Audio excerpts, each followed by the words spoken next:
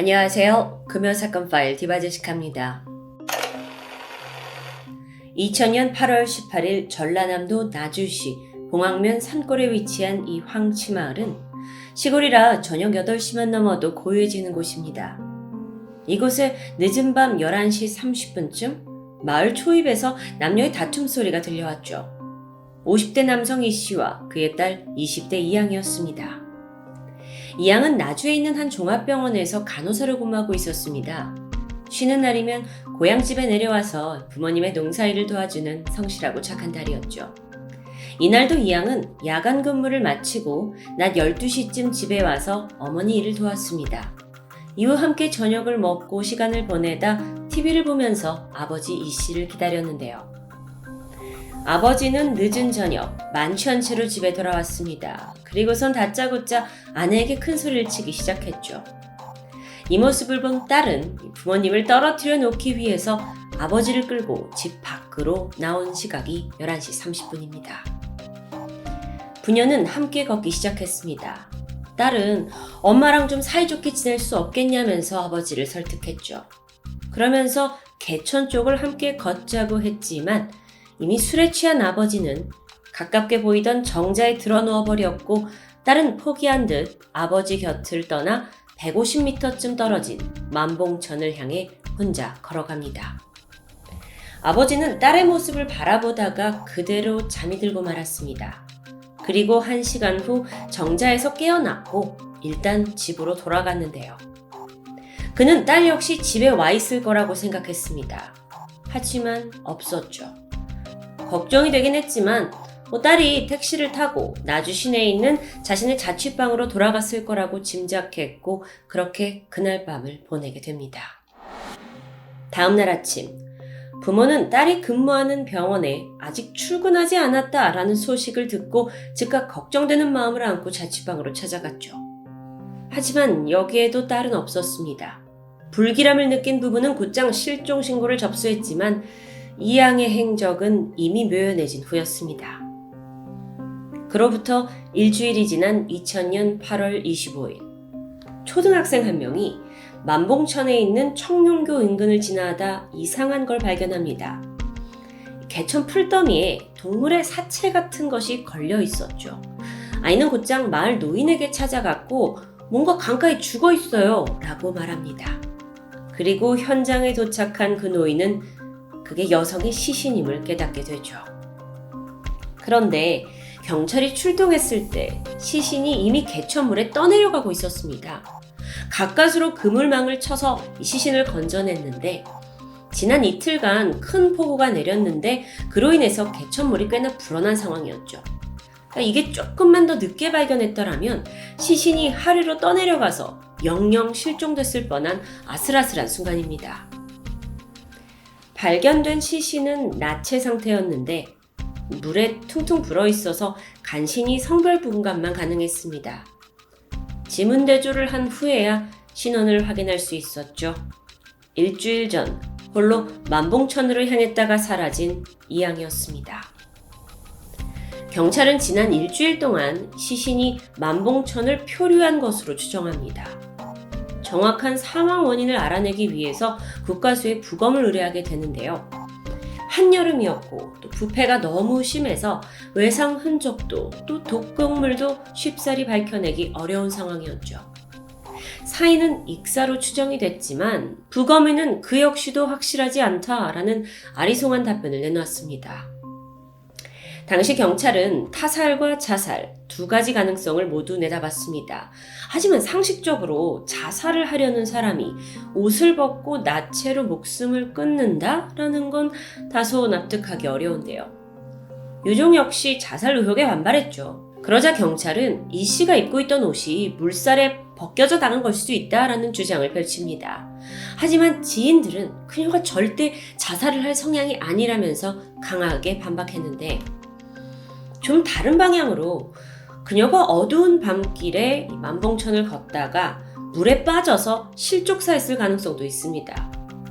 그런데 사망 추정일인 8월 18일 만봉천은요 아이가 뛰어놀 정도로 수심이 굉장히 낮았었죠.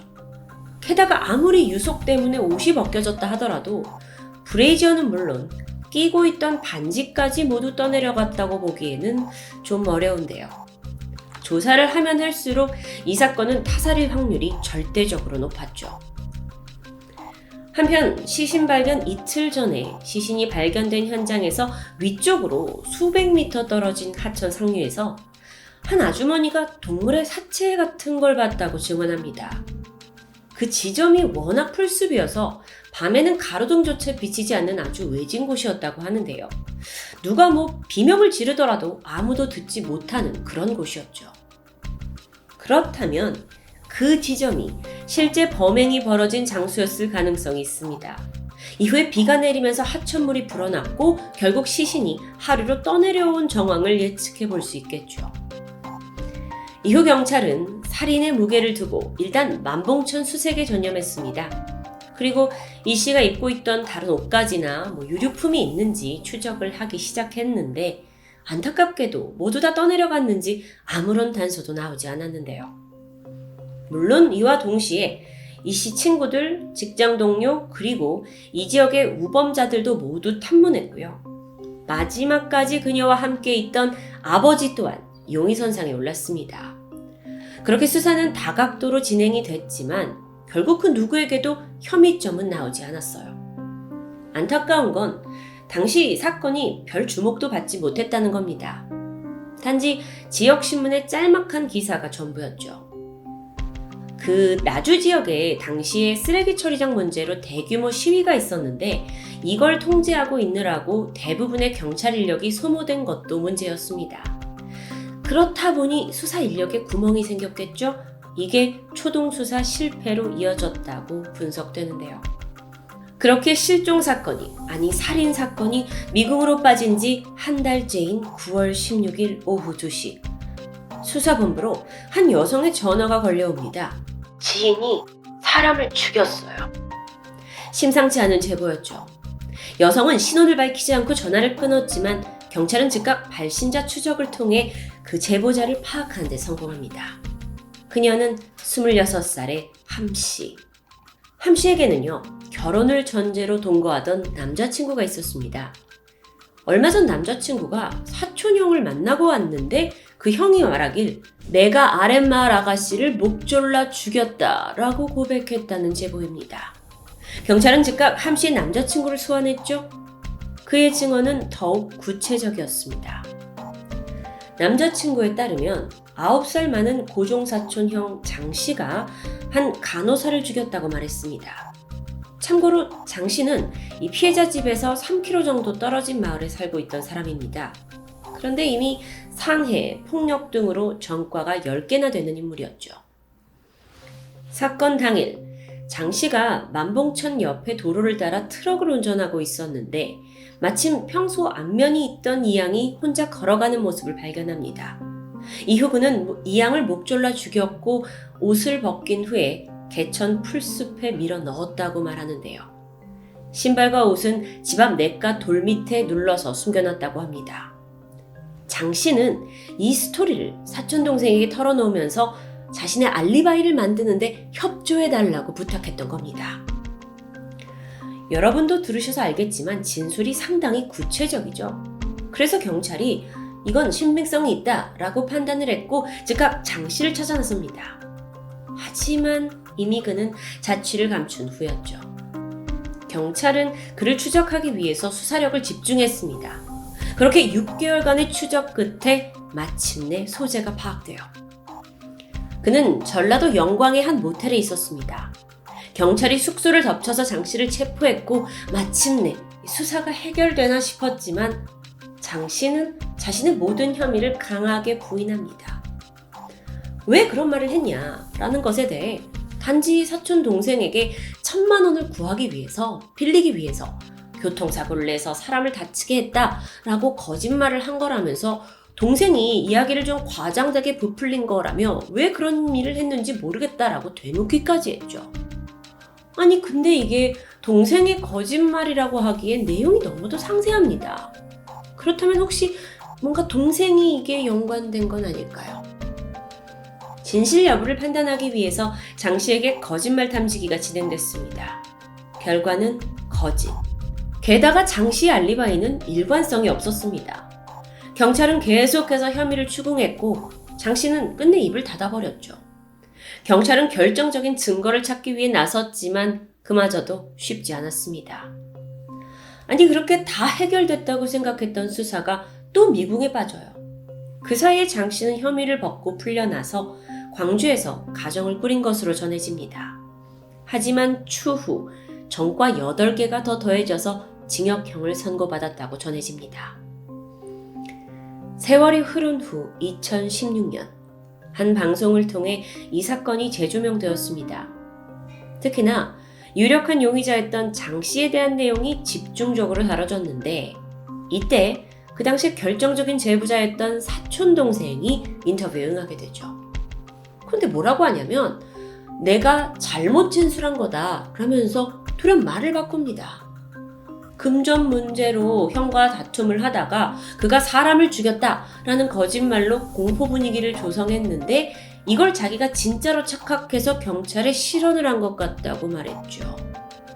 하지만 분명 그 당시의 사촌 동생은 그 피해자의 옷가지와 신발을 돌 밑에 눌러놨다라는 아주 구체적인 진술을 했습니다. 아니 과연 이런 게 단지 추측과 상상만으로 만들어낼 수 있는 이야기일까요? 유력 용의자 장 씨와의 전화 인터뷰를 시도하게 되는데 그는 제작진에게 강한 적대감을 드러내며 욕설도 서슴지 않았습니다.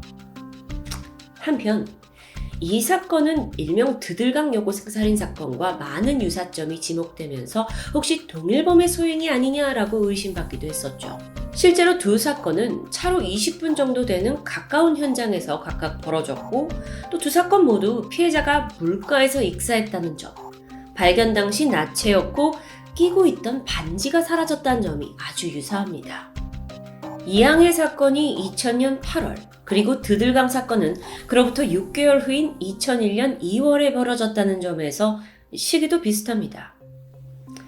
하지만 오랜 시간 미제로 남아있던 이 드들강 사건은요, 2016년 재수사 끝에 드디어 범인 김도령이 검거됩니다. 광주에 살고 있던 그는 평소에도 물가를 좋아해서 인근 하천에서 낚시를 즐겼다고 합니다. 과거에 채팅을 통해서 만난 여성을 강가에서 성폭행한 혐의도 있었죠. 이양이 살해된 만봉천 역시 광주에서 많은 낚시꾼들이 찾는 곳이었습니다. 그렇다 보니까 이 김도령이 이양 살인 사건의 범인이라는 강한 의혹이 제기됩니다. 하지만 그 여부는 여전히 미궁 속에 빠진 채 김도령은 현재 드들강 사건으로 무기징역을 선고받고 수감 중입니다.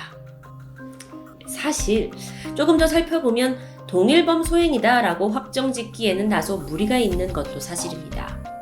드들강 사건은 벌어진 시기가 겨울이라서 피해자 체내에서 DNA를 검출해낼 수 있었죠. 하지만 이 이양 사건은 시신의 부패 상태가 너무 심해서 DNA를 검출할 수 없었습니다. 그러니 사건이 많은 점이 유사하다고 해도 함부로 김도령을 살인범으로 볼 증거가 없었던 겁니다. 결국 이 가능성 역시 유의미한 결과를 남기지 못하고 사라지고 말았죠. 이렇게 답답한 상황이지만 전남경찰청 미제사건 수사팀은 범인을 잡을 때까지 철저한 수사를 멈추지 않겠다고 밝혔습니다. 그리고 여전히 주변 인물과 제보를 바탕으로 단서를 찾고 있다고 하는데요. 앞서 거론된 이 장 씨 역시 유력 용의자로 올려놓고 계속해서 그를 주시하고 있습니다. 부부의 소중한 딸을 무참히 살해하고 감쪽같이 사라진 범인. 딸과 마지막을 함께했던 아버지는 이 사건 이후 막심한 후회와 고통 속에서 하루하루를 버티고 있습니다. 사건의 범인은 모두가 의심했던 그 인물일까요? 아니면 다른 사건에 가려진 제3의 인물일까요? 비록 많은 시간이 흘렀지만 사람들의 기억에서 이 사건이 잊히지 않길 바랍니다. 그리고 소중한 딸을 잃은 유가족과 억울한 죽음을 맞은 이양의 한이 조금이나마 풀리기를 바랄 뿐입니다. 금요사건 파일 디바제시카입니다.